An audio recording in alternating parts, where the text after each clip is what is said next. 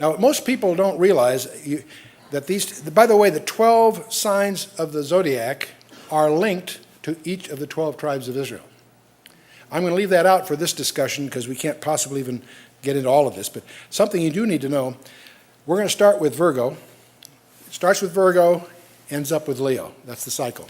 So how do you know where to start? Because of the Sphinx in Egypt, the head of the woman and the body of the lion.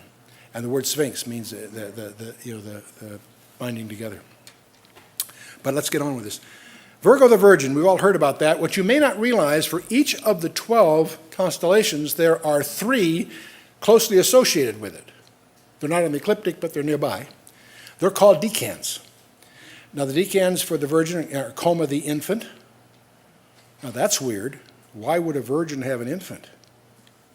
Think about it. It means the desired one, incidentally. Centaurus is a dart piercing a victim. Booty is the great shepherd and harvester. The next major constellation is Libra, which means the scales. And the three decans for it are the cross, the victim, and the crown. That's kind of interesting. Then you have Scorpio, as we often hear taught, which is serpent's the serpent, no surprise. Orpheus, which wrestles with the serpent. And when he wrestles with the serpent's biting him on one heel, but he's got his foot on its head. Does that ring familiar to you? It's kind of interesting, isn't it? Hercules, the mighty man. Sagittarius has Lyra the eagle holding a lyre, an altar. Draco the dragon, the old serpent. Capricornus has an arrow, an eagle, and a dolphin. And Aquarius has a southern fish, a winged horse, and a swan. Pisces has the band. Andromeda is the woman in chains, and Cephas the crowned king. Aries has Cassiopeia. These are all the decans. The woman enthroned, we all know that's that bent W that's near the pole star. The sea monster who was bound by a lamb, and Perseus, an armed mighty man. And then Taurus has Orion, the glorious prince, Orion's river, and a shepherd. Gemini has the hare and 2 dogs. The major dog, Sirius, the great dog, and Procyon, the minor one.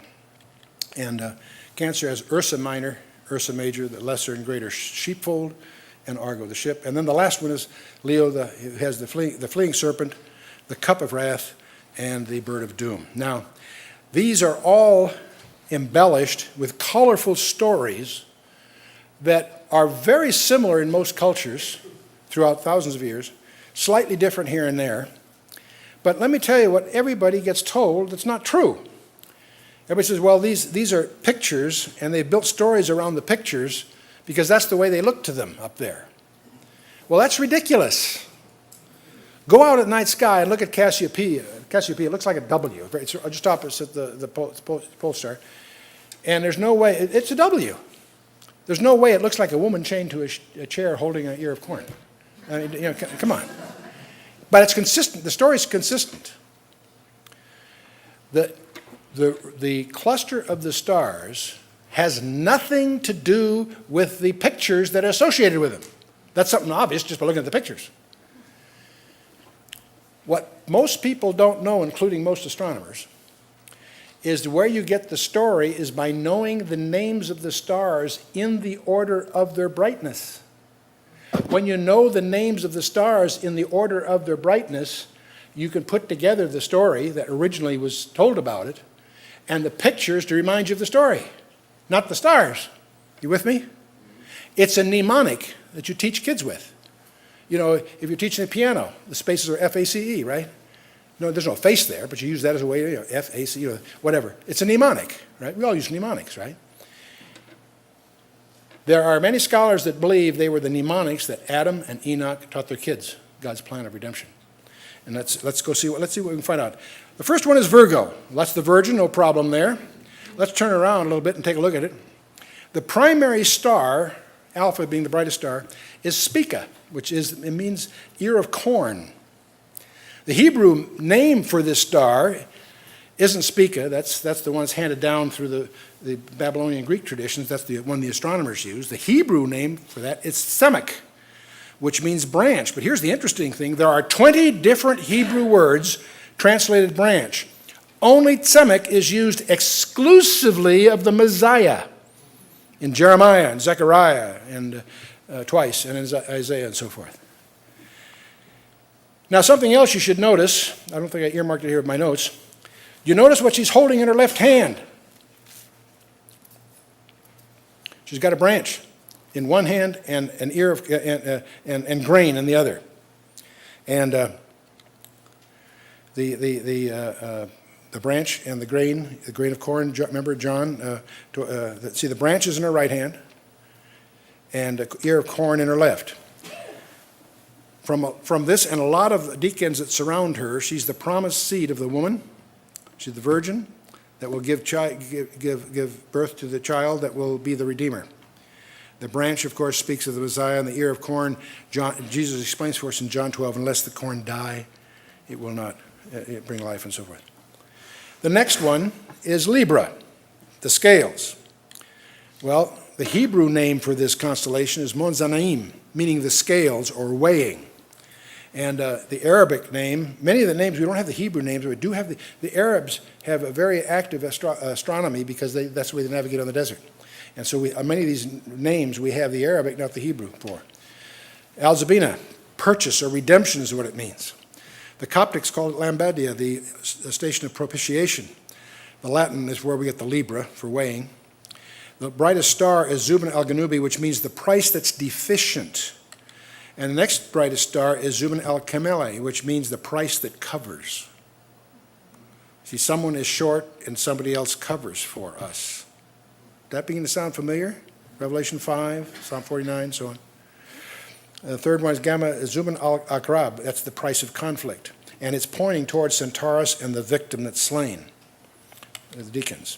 The deacons here are the cross. Ooh, that's interesting. The Hebrew Adam cut off. The lupus or victim slain. And the Hebrew name here is Asidah, which means to be slain. The Arabic is Asidatan, which means to be slain.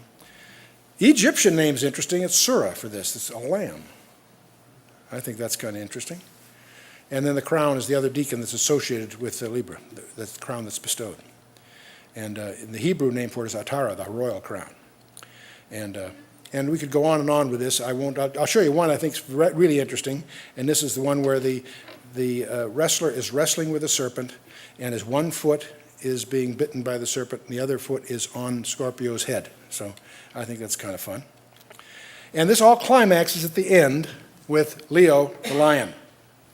And the Hebrew name is Ariah, the lion. And of course, this lion is associated with the tribe of Judah. It's a tribal standard. It's interesting that the brightest star there is Regulus in this constellation, which is treading underfoot. Deneb is the judge cometh. Deneb Alisad is the judge shall reign. And the deacons associated with him are the fleeing serpent, the cup of wrath, or cup of fire, Corvus the raven. So these are the constellations that we see. And any place you find some writing about this, unless it's been unusually enlightened, it'll carry with it the baggage of the old mythology from Greek and Egypt and what have you. But let's take a look at the message. I'm compressing several hours, if I took through all of these, to give you the message that this has. We have Virgo, the virgin, which represents the seed of the woman. This is the constellation of the three deacons. Seed of the woman, Coma is the desire of nations, the man of double nature and humiliation, and the exalted shepherd and harvester. All are carried by the constellation of Virgo and the three deacons that are associated with it. Libra is the price to be paid and the cross to be endured, the victim that was slain, and the crown that is purchased. And this gets kind of interesting. Scorpio speaks of the conflict, the serpent's coils, the struggle with the enemy, and the toiling of the vanquisher of evil. Sagittarius speaks of the double-natured one triumphing. He gladdens the heavens, he builds fires of punishment, he casts down the dragon. Capricornus, life out of death, the arrow of God, pierced and failing, springing up again in abundant life. Aquarius, the life waters from on high, drinking in the heavenly food, carrying the good news, bearing aloft the cross over all the earth. You got the Southern Cross in here too. I won't get into that here. Pisces has the multiplication of the Redeemer's people, upheld and governed by the Lamb, intended bride bound and exposed, the bridegroom exalted. Aries has the Lamb found worthy, the bride released and be making ready, Satan bound, and the breaker triumphing. Taurus, the invincible rulers come, the sublime vanquisher, the river of judgment, the all-ruling shepherd. Gemini has the marriage of the Lamb, the enemy trodden down, the prince coming in glory, and his princely following. You get to what we call Cancer, the possession secured, it speaks of two folds, the lesser fold, the church of the firstborn, and the greater fold, Israel, sevenfolding into an everlasting kingdom. And the final one, of course, is Leo the lion, the king rending, the serpent fleeing, the bowl of wrath upon him, his carcass devoured. Now, the classic study on this is by E.W. Bullinger, called the Gospel in the Stars. Also, J.A. Seiss, before the Civil War, wrote a book on this. They're probably the two most reliable ones. I have about 4 or 5 of them. Most of them are echoes of much of the same thing. Plus, the big trick is to try to get some of the missing names of stars identified. And so, on the one hand, this is quite conjectural and very controversial. There are many Bible teachers think that this is way out in left field. And on the other hand, it's my view that there is enough here that seems for real to respect it. There are many things in here that are still, we're filling in blanks that we don't really have enough of the names of some of the stars to justify some of the things it said. But I want to show it to you because of because of this whole business, that the stars were put there for signs. And God's greatest achievement is not the creation. The creation is emphasized in Genesis and in Romans 1 and in Job 38 and so forth, and Isaiah 44 and 45, etc. But you take a half a dozen passages and that's it. God's greatest achievement, his greatest glory, is not the creation, it's the redemption. See, how do you say that, Chuck? You measure it by 2 things. First of all, how much space in the Bible is devoted to the subject? Well, the creation has a chapter or 2 in Genesis, a chapter or 2 in Job, and a chapter or 2 in Isaiah, and that's largely it. The redemption, whole book of Genesis, certainly the book of Exodus, where they're redeemed out of Egypt, certainly Leviticus, the Torah is all about it. And you go through the historical books, is the whole idea of Israel's ultimate redemption. Certainly the prophets, certainly the Gospels, certainly the epistles. Revelation is what's the Revelation all about? The climax of God's plan of redemption. There's another way you can measure how important it is. And that is, what did it cost God? What did it cost God to create the universe? 6 days. Breathed out of his nostrils, as the scripture would put it. What did his redemption cost him? It cost him his son. And there are aspects of that that are permanent forever. No, I think that the heavens declare the glory of God. I think the heavens do declare his glory if we do the homework. And tragically, so much of this has been lost through the mythology. It's going to get lost primarily because of what happens in Genesis chapter 11, and we'll touch upon it when we get there.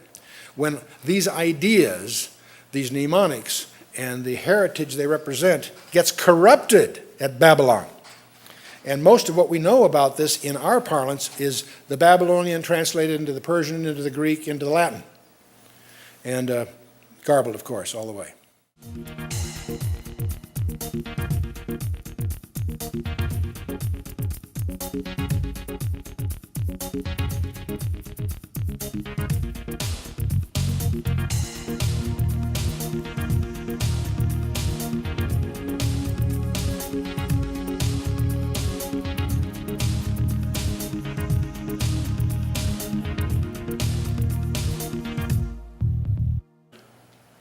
Now that's weird. Why would a virgin have an infant? Think about it. It means the desired one, incidentally. Centaurus is a dart piercing a victim. Booty is the great shepherd and harvester. The next major constellation is Libra, which means the scales. And the three deacons for it are the cross, the victim, and the crown. That's kind of interesting. Eagle and a dolphin, and Aquarius has a southern fish, a winged horse, and a swan. Pisces has the band, Andromeda is the woman in chains, and Cephas the crowned king. Aries has Cassiopeia. These are all the deacons. The woman enthroned, we all know that's that bent W that's near the pole star. The sea monster who was bound by a lamb, and Perseus, an armed-minded man.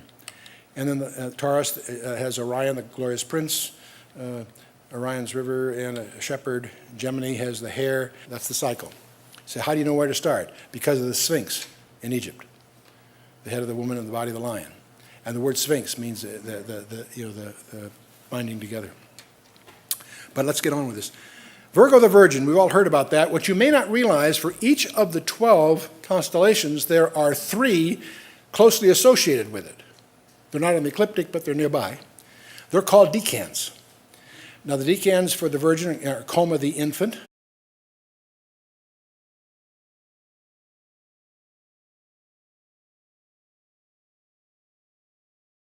now, most people don't realize that these, by the way, the 12 signs of the zodiac are linked to each of the 12 tribes of Israel. I'm going to leave that out for this discussion because we can't possibly even get into all of this, but something you do need to know, we're going to start with Virgo. It starts with Virgo, ends up with Leo. Then you have Scorpio, as we often hear taught, which is serpent's the serpent, no surprise. Orpheus, which wrestles with the serpent.